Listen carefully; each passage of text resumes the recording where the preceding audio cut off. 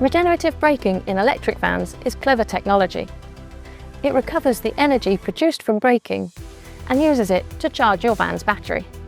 So when you take your foot off the accelerator, the regenerative braking will come into play, slowing the vehicle and recharging the battery as you drive. It's good to use regenerative braking when possible, rather than braking, as there's less wear and tear on your vehicle's braking system, and it can improve the service life of your brakes. There are between 3 and 5 different levels to choose from. Simply use the steering wheel paddles to find the right level for you, or the gear selector on the e-sit-an. D++ applies no regenerative braking at all. You'll want to use this whenever you have enough room to coast, for example on motorways or when there's little traffic. D+ is limited regenerative braking and similar to the drive you're used to with a petrol or diesel van. Typically, you'll use this on open roads.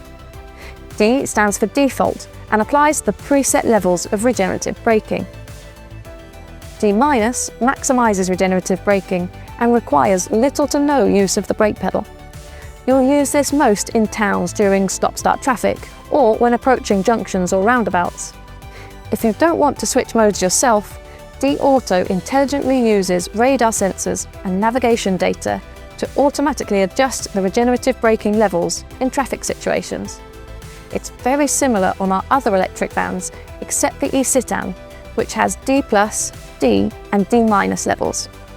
As you drive, you can see when your battery is using power or recharging on this dial here.